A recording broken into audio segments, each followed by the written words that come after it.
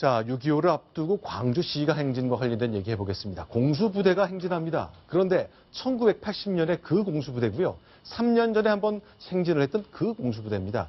관련된 얘기 나눠보겠습니다. 이 코너를 위해서 김정봉 교수님 모셨습니다. 오늘 또 뵙겠습니다. 안녕하십니까. 자, 일단요. 자, 이정훈 위원께 먼저 질문 하나 드리고 시작해 보겠습니다. 광주에서 이제 행진하는 거 6.25 때 뭐 행사 쭉 할 수 있는 거잖아요. 지금 논란의 핵심은 뭐죠? 네, 11공수입니다. 우리는 그 공수부대가 13579로 나가는데요. 11공수가 광주 사태 마지막에 전남도청의 진학군으로 들어갔다. 그래서 이제 광주에서는 이제 반대가 나오고 있는 겁니다. 자, 그러니까 지금 보시는 장면은요, 1950년대 모습인데, 자, 일단 지금 상황으로 가보겠습니다. 그러면요, 자, 좀 질문 드릴게요.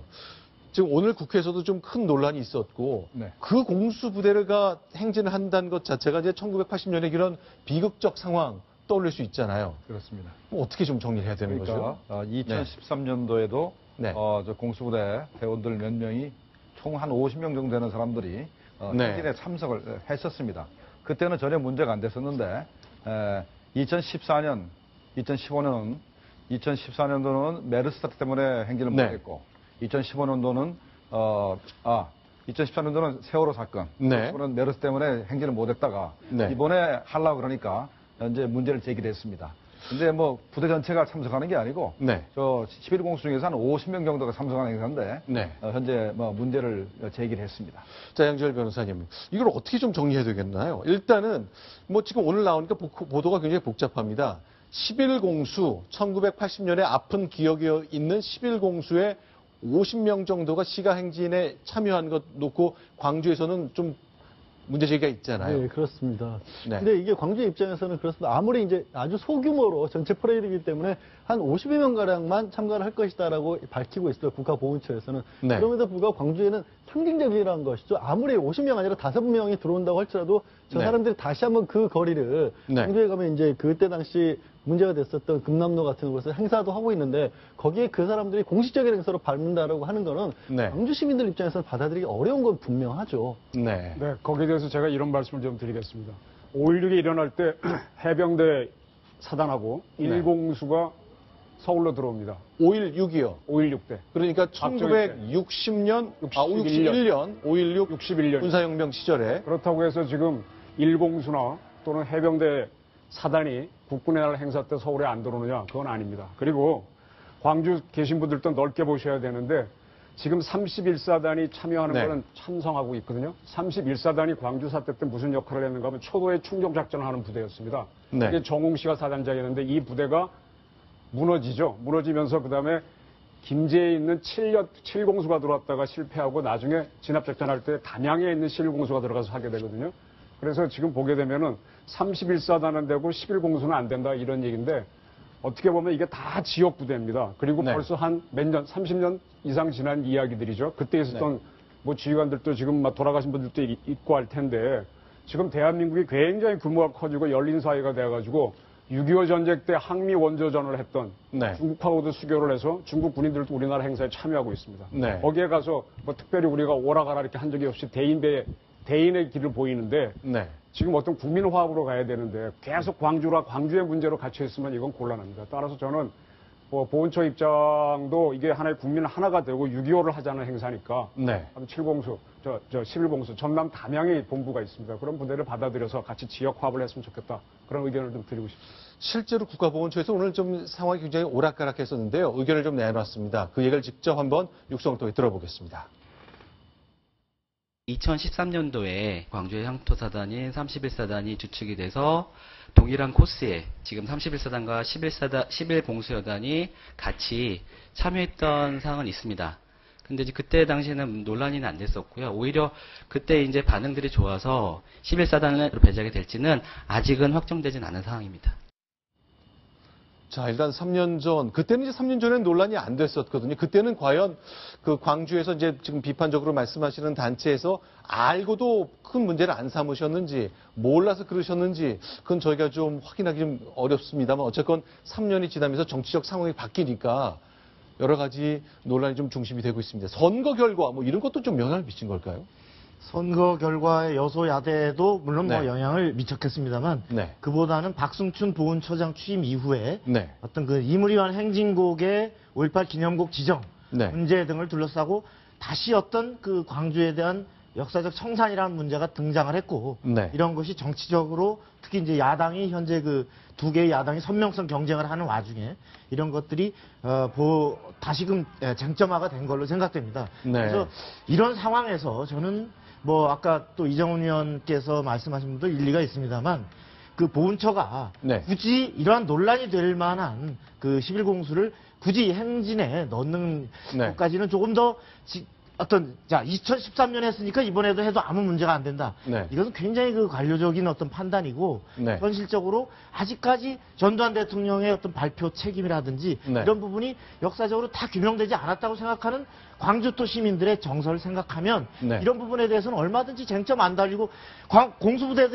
공수부대가 광주 아니고 얼마든지 다른 지역에서 네. 그 위용을 자랑하고 국민들의 사랑 속에 가고 지금 해외 파병도 나가 있지 않습니까? 그렇죠. 그런 것들을 기술적으로 좀 지혜롭게 해나갈 필요가 있겠다 이런 생각이 듭니다. 똑같은 11공수입니다만 1980년대 11공수와 지금은 다르잖아요. 완전히 다르죠. 지금 네. 36년이 흘렀습니다. 네. 그래서 지금 11공수에 어떤 사람도 네. 1980년도 현재 군에 근무했던 사람은 단 한 사람도 없다고 보기 때문에 네. 완전히 다른 부대거든요. 네. 그러면은 이제 광주 시민들도 11공수를 이제 포용할 수 있는 네. 그런 너그러움을 가졌으면 좋겠습니다. 그렇죠. 이런 장면이 꼭 있었으면 좋겠습니다. 이제 전두환 전 대통령을 중심으로 한 이제 80년대 신군부가 광주 문제와 관련해서 그 민주화운동 시점에 있었던 불행했던 일 관련해서 정말 단호하게 분명하게 사과를 하면 광주 분들이 11공수부대에 투입됐던 사람이 명령을 따랐던 건데 품어줄 수 있는 거 아닙니까? 그러나 세월도 많이 흘렀고 전혀 다른 부대원으로 구성이 돼 있는데 그 전두환 전 대통령 그룹의 사과가 좀 아쉽네요. 좀 그렇죠. 그런데 광주사태 때 그 사망자가 194명인데 네. 군인들도 39명 포함되어 있습니다. 그중에. 네. 그렇다면은 군인들도 사실 좀 죽고 그랬거든요. 네. 그래서 이제 서로 이제 상처를 보듬고 네. 서로 이제 화해할 필요가 있겠습니다. 알겠습니다. 제가 이걸 하나 좀 말씀드릴게요. 저희 매체는 아니고 저희랑 가까운 매체 중에서 네. 지난번 5.18 앞두고 광주에서 사건 날 때 계엄사령관 했던 분을 인터뷰를 했다가 안 네. 나간 적이 있는데 네. 그때 계엄사령관이 뭐라 그러셨는가 하면은 그때 모든 작전 지시는 내가 했다. 네. 5.18은 내 책임, 12.12는 전두환 보안사령관이었다. 이렇게 얘기했거든요. 그래서 네. 제가 몇 차례 이 5.18 문제를 말씀드리면서 작전적인 거는 육군본부에서 계엄사령부에서 작전 참모가 올리면 승인해서 한다. 그런 말씀을 드렸는데 계속 이걸 어떤 전두환 사람한테 포커스를 맞추고 사과해라 그러니까 힘들어지는 거거든요. 그래서 이것도 한번 이제 국민 화합하는 차원에서 넓게 보고 객관적인 네. 팩트도 좀 봐가면서 네. 이제 쿨다운 시켰으면 좋겠다. 이제 통일로 가야 되는데 계속 언제까지 분단 이렇게 갈 겁니까? 자, 어쨌건 오늘 야권 3당은 그러나 이 문제를 두고요. 박승춘 국가보훈처장 해임 건의안 내겠다는데 합의하는데 이렇습니다. 이게 새롭게 6.25를 앞두고 쟁점화된 것 저희가 좀 정리해봤습니다. 앞서 제가 5.16을 말씀드릴 때 군사혁명이라고 말씀드렸는데 우리 아이들이 교과서로 배우는 건 군사정변이죠. 군사 쿠데타가 더 정확한 표현입니다. 제가 다시 한번 제가 했던 말씀을 좀 표현을 바로 잡겠습니다. 자, 6.25 관련 얘기 조금 더 보겠습니다. 어제 있었던 사진 저희가 좀 소개를 드리고 싶은데요. 저게 서양인이 찍은 게 아니라 우리가 찍은 사진이라 좀 더 각별한 것 같네요. 양지열 변호사님. 지금 저 장면 어떻게 공개가 된 거죠? 좀 정리 좀 해주세요. 저 장면은 6.25 전쟁 당시 정훈장교로 참전했던 한동목 고 중령이 직접 촬영을 한 사진이라고 합니다. 한 1,500장 가량의 사진이 남아있다고 했는데요. 저희 한중령 같은 경우 1950년 육사 9기로 인근에서 정훈장교로서 6.25 전쟁 기간 동안 사진을 다 찍었고 이게 어떻게 이제야 알려지게 됐냐면 차남도 이제 군에 계시다고 합니다. 하늘색 네. 중령인데 이 필름만 남아있었고 어렸을 때부터 아버님이 왜 저런 필름을 자꾸 가져가 있었을까 의아해하다가 육군 기록정보단에 이걸 분석을 의뢰해서 보니까 이게 한 중령이 지금 전체 6.25를 돌면서 15연대 8사단 정훈부대에서 이동하는 과정에서 찍었던 것이고 기존에는 뭐 외국 외신 종군 기자라든가 이런 사람들이 찍은 게 많았는데 네. 참전한 장교가 저렇게 한국군의 시각에서 사진을 찍은 것은 굉장히 희귀한 것이라고 알려졌습니다. 자, 그 차남이죠. 한효섭 중령. 왜 기부를 하셨는지 저희가 좀 얘기를 들어봤습니다. 그 기부자 얘기를 듣겠습니다. 어려서 아버지께서 집에도 이렇게 액자로 해서 전쟁 사진이 많았고 아버지께서도 살아생전에 필름을 몇 번 꺼내서 보셨습니다. 그러다 보니까 이제 자라면서 저 필름 속에 무엇이 들어있는지 나중에 좀 여유가 되면 한번 인하를 해봐야 되겠다는 그런 궁금증을 가지고 있다가 요번에 좀 좋은 계기가 돼서 이렇게 된 겁니다. 아버지는 6.25 때 3전 용사십니다. 그래서 병과는 보병인데 정훈 직책을 맡으시면서 그렇게 찍게 됐습니다. 자, 분단의 상징이 된 6.25 전쟁. 이 분단의 고통이 계속 이어지고 있습니다만 아직까지도 남북이 신경전 벌인 것이 하나 더 남아있죠. 자, 저희가 사진 한 장 공개하겠습니다. 이미 총선 직전에 여러분 많이 보셨던 건데요. 북한의 중국의 류경 식당을 떠나 대한민국에 들어온 12명의 여자 종업원입니다. 저분들 신상 과정에서 아직도 정리가 안 됐네요. 네, 지금 아직까지 국정원에서 현재 보호를 하고 있습니다. 네. 최장 6개월까지 데리고 있을 수 있기 때문에 네. 10월 초까지는 합법적으로 이제 데리고 있을 수 있는데 네. 현재 그 한국 사회에 적응하기 위해서 네. 백화점에서 쇼핑도 하고 또 한국 식당에 가서 네. 음식도 시켜 먹고 네. 그다음에 이제 놀이기구도 타러 다니고 네. 뭐 그런 생활을 하고 있습니다. 자, 그러나 이제 그동안 민변에서는 자, 12명 이분들 중에 한 명은 사망했을 수 있다. 그리고 이분들은 자기 뜻대로 온 게 아니라 납치됐을 가능성이 있다. 바로 국가정보원이 납치했을 것이다. 라고 주장을 하면서 이제 직접 인신보호 구제심사 청구를 했거든요. 직접 판사의 눈으로 보시라는 건데 일단 법원에서 내일 12명대로 법원에 나와서 직접 만나보겠다는 결정까지 내린 건가요? 네, 그렇습니다. 일단은 법원에서는 출두 명령을 이제 했는데 국정원에서는 네. 현재 탈북 여성분들을 네. 직접 출두시키게 되면은 심의여구도 문제가 되고 또 북한에 있는 가족들의 신변에 문제가 되기 때문에 일단은 변호사를 일단은 보내기로 했습니다. 네. 그럼 이제 변호사가 가서 네. 기록들을 가져가겠죠. 네. 그 사람들이 민변 변호사를 만나기를 원치 않는다는 이런 얘기들도 네. 가져가고 그다음에 이제 자기들이 자의에 의해서 탈북을 했다 이런 얘기들도 뭐 자기 자필 서명도 가져가고 네. 아마도 제 생각에는 네. 아마 동영상을 놀이기구를 타거나 네. 하는 뭐 동영상도 찍어가서 네. 판사를 설득할 가능성이 있습니다. 자, 그런데요, 양철 변호사님.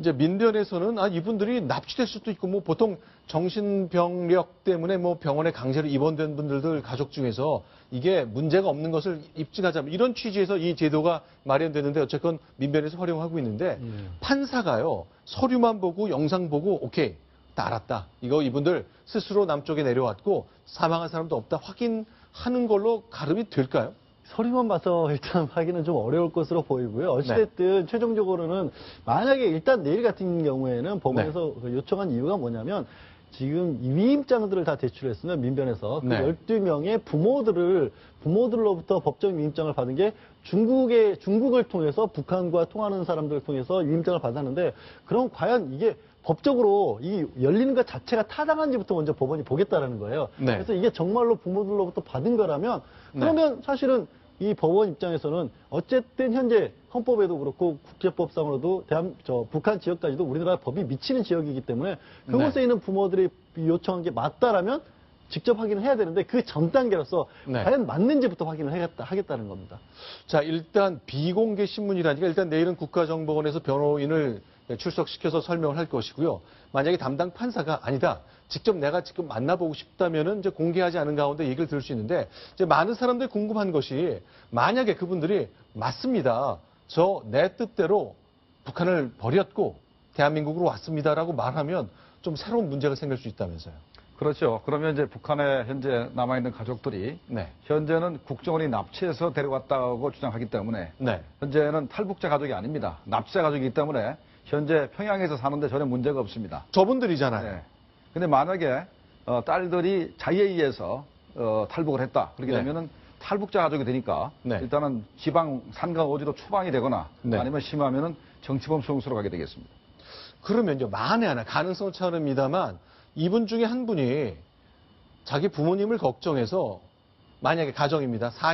사실과 달리 나는 납치됐습니다. 이렇게 말하면 그건 어떻게 되는 거죠? 그것도 국내에서 난리가 나겠네요. 그러면 이제 북한으로 보내주는 수밖에 없습니다. 그러면 우리가 납치됐으니까 지금 돌아가시라. 가겠다고 보내줄 수밖에 없습니다. 그런 해법을 찾을 수 있습니까? 그러면 굉장히 코믹한 상황이 좀 벌어지고 그럴 텐데. 아마 그럴 가능성이 별로 없다고 생각을 하는데요. 왜냐하면 일단은 그 사람들이 국정원 직원을 만났다는 것 자체. 근데 국정원에서 신문 받았다는 얘기. 그다음에 네. 북한의 정보를 누설했기 때문에 네. 돌아가도 정치범입니다. 그래 돌아갈 가능성이 별로 없다 생각을 합니다. 아, 우리 신문센터에서 쭉 신문을 받고 여러 달 생활했기 때문에 뭐 북한에서는 당연히 이 사람들이 자신들이 알고 있는 걸 상당 부분 얘기했을 거라고 믿어 의심치 않는다는 거군요. 네, 지금 민변에서는 저 탈북자 가족이라 그래야 되나 지금 화면에 나오신 분들 저분들의 인권을 위해서 저렇게 했다라고 하는데 네. 이 12명이 나와서 나는 자유로웠다 그러면 저분들은 북한에서 위험해지고 나는 납치됐다 그러면 이쪽 사람은 남한에서도 뭐 위험해지는 않겠지만 북한 가게 되면 정치형 수용소 가는 겁니다. 이게 인권을 위한다고 하는 게 더 큰 인권을 위협하게 되는 거거든요. 네. 그래서 이게 하나의 모순인데 저는 참 민변도 민변이지만 우리 재판부도 참 그렇습니다. 예를 들어 정보기관이라는 거는요. 필요에 따라서 납치도 하고 공작도 합니다. 네. 제가 그전에 취재했던 것 중에 하나 이런 적이 있는데 김대중 정부가 출범했을 때 네. 국정원에서요. 최모라고 하는 북한 사람을 진짜로 유인해 왔습니다. 그래서 신문을 하다 잘못 데려온 걸 알아가지고 네. 어쩌지도 못하는 거예요. 그때 하나의 북풍 사건이다 뭐 해서 만들려고 갖고 왔다가 안 돼가지고 근데 이 친구를 감실 소홀해서 놓쳤습니다. 놓쳐가지고 KBS로 갔다가 모 신문사에 가서 지금도 현직에 있는 기자한테 내가 잡혀왔다고 이렇게 이야기한 적이 있습니다. 그래서 그걸 갖다가 그 당시에 국정원장이 눌러가지고 덮고 간 사건이 있는데 저는 그걸 한번 이름 안 밝혀 쓴 적이 있거든요. 그런 걸 들어가야죠, 그런 걸. 근데 그런 거 들어가더라도 거기에 국익 문제가 걸리는 거거든요. 따라서 이 민변도 대한민국이 만들어지는 안보라는 큰 틀에서 어떤 자유를 이야기하고 정의를 얘기하는 거지 안보가 깨지면 그것도 없는 겁니다. 그래서 한번 저는 민변이나 재판부 생각을 한번 다시 하셨으면 좋겠다. 한번 말씀드리고 싶습니다. 자, 일단 민변으로서도 일단 위임받았다고 했고 또 이제 국내에서 모든 절차를 밟고 있기 때문에 자, 민변도 어느 순간에서는 정리를 해야 될 것 같은데 이게 가닥이 잡힐지 모르겠습니다. 일단은 뭐 법원의 판결에 맡겨야 되겠습니다. 일단 네. 변호사 말을 듣고 법원에서 이유 없다, 각하를 하면은 그걸 네. 끝나겠습니다만은 각하를 안 하면은 일단은 12명이 전부 다 일단은 법원으로 출두를 해야 될 것 같습니다. 알겠습니다. 일단 담당 판사의 생각은 공식적으로 민변의 요청은 받아들이지 않았지만 비공식적으로 내가 그분들을 만나보고 싶다고 얘기를 했기 때문에 결국 만나긴 만나되 공식적으로 인정하진 않으면서 그분들이 안전하게 있고 자신의 뜻대로 한국에 왔다는 것을 좀 확인하는 과정이 있었으면 좋겠습니다만 그 경우가 보도가 되면 북에 있는 가족들은 좀 문제가 되고 이 꼬리에 꼬리를 무는 상황이 계속 이어지고 있네요. 자, 내일 국가정보원이 선임한 변호인, 법정 대리인이 법원에 출석해서 설명을 합니다. 당분간 좀 굴러갈 사안이기 때문에 여러분께 좀 소개를 좀 드렸습니다. 오늘 김정공 교수님 여기서 좀 인사를 드리겠습니다. 고맙습니다.